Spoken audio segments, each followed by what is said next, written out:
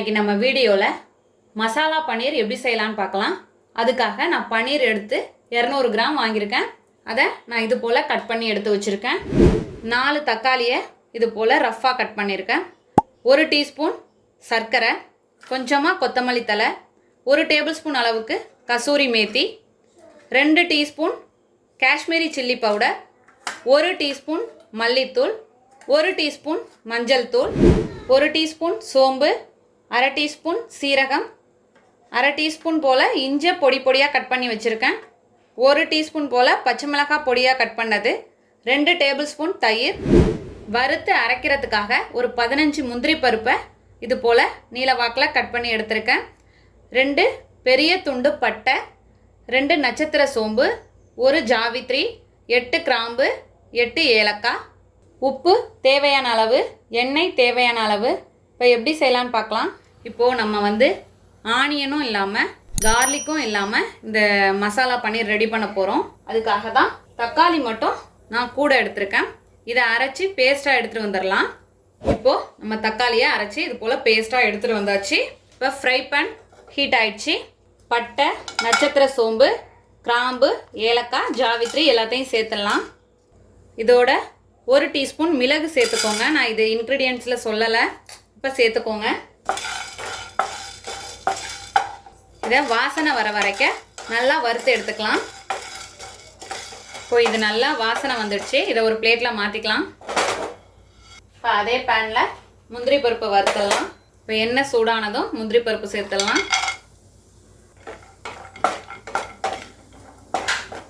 Golden colour வர்ற வரைக்கும் வறுத்து எடுத்துக்கலாம். இப்போ முந்திரி பருப்பை வறுத்தாச்சு. இதை ஒரு பிளேட்டில் மாற்றிடலாம். இப்போ இது எல்லாமே ஆறட்டும். ஆறுனதும் மிக்சி ஜாரில் சேர்த்து அரைச்சி எடுத்துகிட்டு வந்துடலாம். இப்போ பன்னீரை ஃப்ரை பண்ணி எடுக்கிறதுக்காக நான் ஒரு 2 டேபிள் ஸ்பூன் அளவுக்கு எண்ணெய் சேர்த்துக்கிறேன். எண்ணெய் சூடானதும் இதில் நம்ம கட் பண்ணி வச்சுருக்க பன்னீரை சேர்த்துடலாம். நம்ம ஷாலோ ஃப்ரை தான் பண்ண போகிறோம். எல்லா சைடும் வேகராப்பில் பரட்டி விட்டு ஷாலோ ஃப்ரை பண்ணி எடுத்துக்கலாம். ஓரளவுக்கு எல்லா சைடும் வெந்து வருது.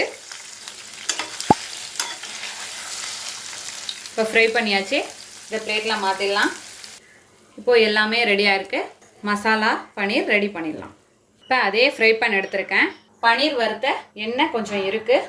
அதோட இன்னும் 1 டேபிள் ஸ்பூன் அளவுக்கு எண்ணெய் சேர்த்துக்கிறேன். இதில் சோம்பு,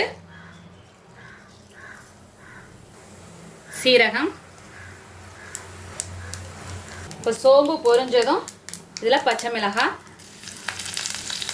இஞ்சி,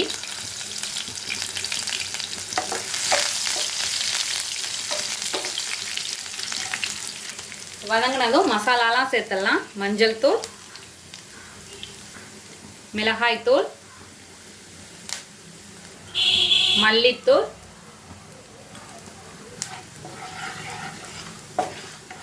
அது எண்ணெயில் கரைஞ்சிடணும். இப்போ இது போல் கரைஞ்சதும் நம்மளோட தக்காளி பேஸ்ட்டை இதில் சேர்த்துடலாம்.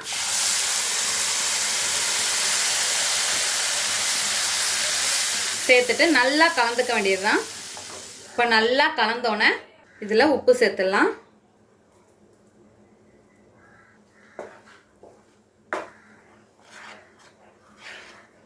அதோட சர்க்கரை,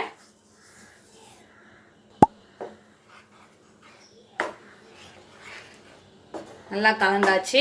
இப்போ இது கொதிக்கட்டும். ஒரு 2 நிமிஷம் நல்லா கொதிச்சு வரட்டும். கொதிச்சு எண்ணெய் பிரிஞ்சு வரணும். அது வரையே நல்லா கொதிக்கட்டும். மூடி போட்டுடலாம்.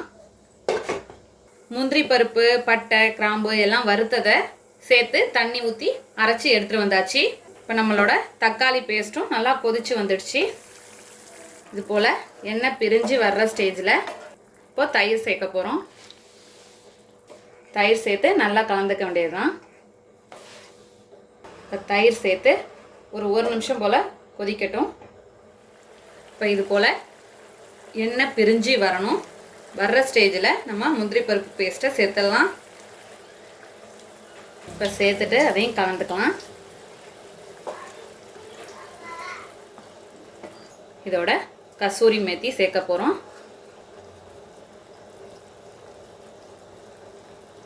இப்போ சேர்த்துட்டு ஒரு 1 நிமிஷம் போல் மூடி வச்சு கொதிக்க விடலாம்.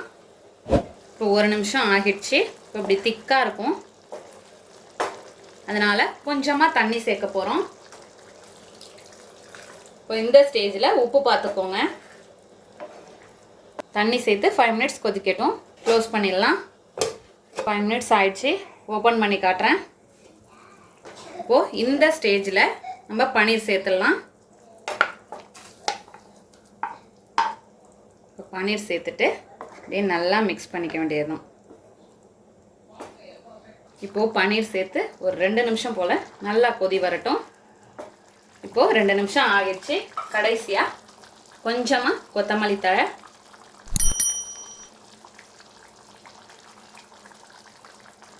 இப்போ கொத்தமல்லி தழை சேர்த்துட்டு ஸ்டவ்வை ஆஃப் பண்ணிடுவோம். அவ்வளோதான், நம்மளோட அருமையான அற்புதமான மசாலா பன்னீர் தயாராகிடுச்சு. இதே போல் நீங்களும் உங்கள் வீட்டில் செஞ்சு பார்த்துட்டு எப்படி வந்துச்சுன்னு கமெண்ட்டில் சொல்லுங்கள். தேங்க்யூ.